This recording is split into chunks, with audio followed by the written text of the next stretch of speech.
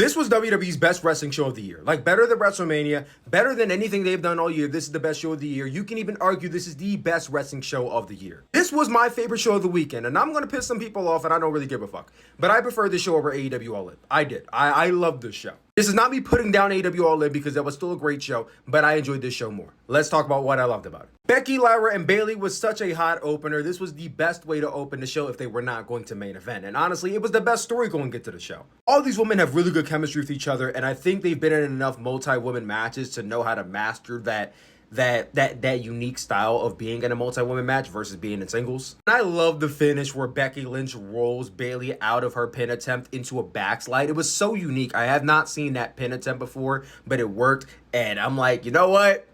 I hope she does it again in the future. I fuck with it heavy. That match was a solid 4.5 for me. Like, solid 4.5.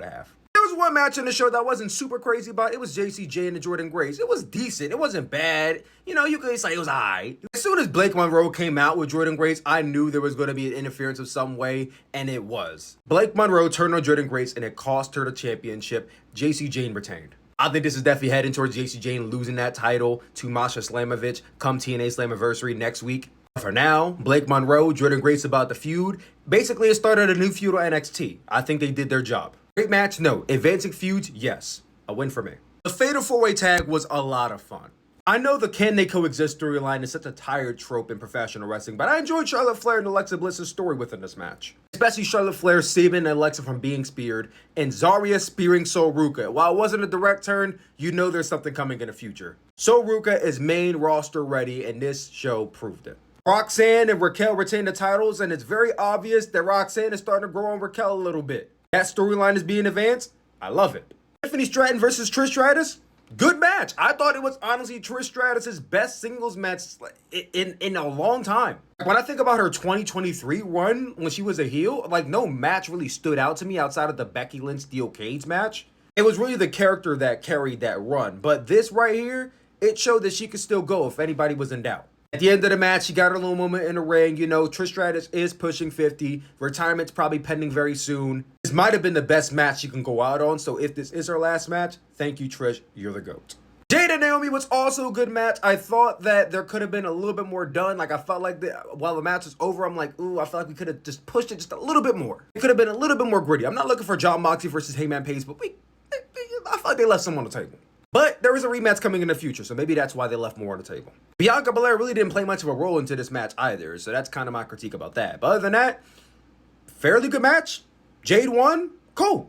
The Evolution Battle Royal, I'm not going to lie, it was a little messy in the beginning. A little messy. But by the end, I found it to be a very fun, very enjoyable Battle Royal that came down to Stephanie Vaquer and Lash Legend. They got big plans for Lash Legend in the future, and I can't wait to see what they do with her. She is going to be a top prospect in that women's division. I kind of already knew that when I saw her in the Royal Rumble this year, and she had a good performance there. But here, she eliminated Nia. She was beasting people. It was awesome. Stephanie Vaquer won the match. He's getting a title match at Clash in Paris, and I said, you know what? Let's go. I was rooting for him from the very beginning. Let's fucking go. Stephanie had a moment in the ring, and they posed and everything. The power went off. Now, is it going to be her versus the Raw Women's Champion, her versus SmackDown Women's Champion? That's going to be interesting. Went against the Raw Women's Champion, but let's talk about the Raw Women's Champion in the main event, right? Io Sky Rhea Ripley, that cooked. That was a great match. Possibly one of the best women's matches WWE's put on all year. Right next to, as you would guess, another Io Sky Rhea Ripley match just involving Bianca Belair. These two women are single-handedly carrying the Raw Women's division on their back, and I love that for them.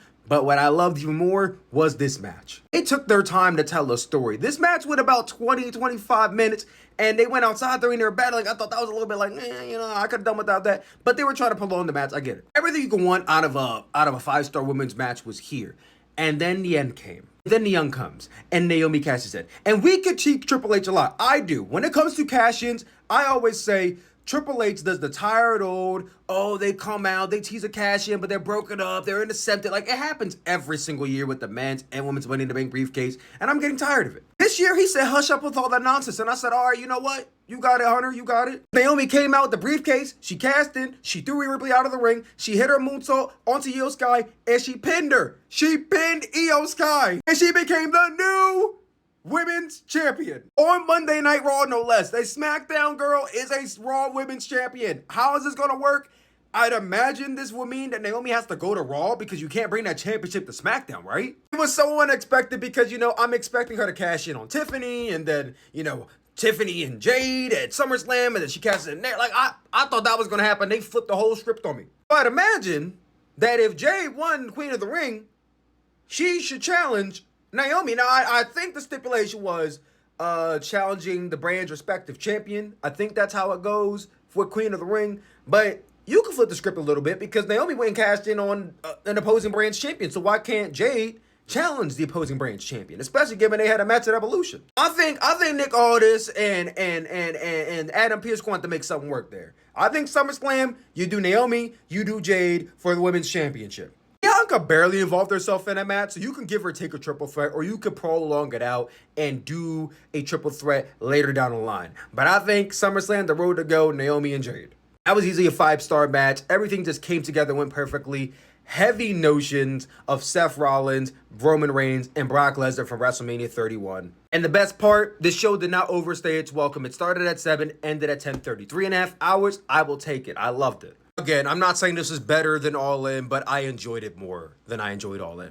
I saw in the post-media scrum when Triple H was asked about doing this show yearly, he said, I don't know, we'll see. Triple H, don't give me that shit. Logistically, why would you not be able to execute Evolution once a year? You can do all these other PLEs once a year, but when it comes to doing an all-women show, they proved, here and now, they proved they deserve, they earned the right to have a yearly show dedicated to just them. I don't want to hear none of this. Oh, we'll see. We have to see if it's in the cart. Fuck all that shit. You have the power. You can do it. TKO, you can do it. If the fans can get over we want truth, then bitch, we want Evolution. If I have to go every single week and go and talk about this fucking show, why there should be an Evolution every year, I will do that because the women fucking deserve it. Triple H, you did right tonight. You did right tonight. I know you've been getting a lot of criticism the last couple months, but you did right tonight.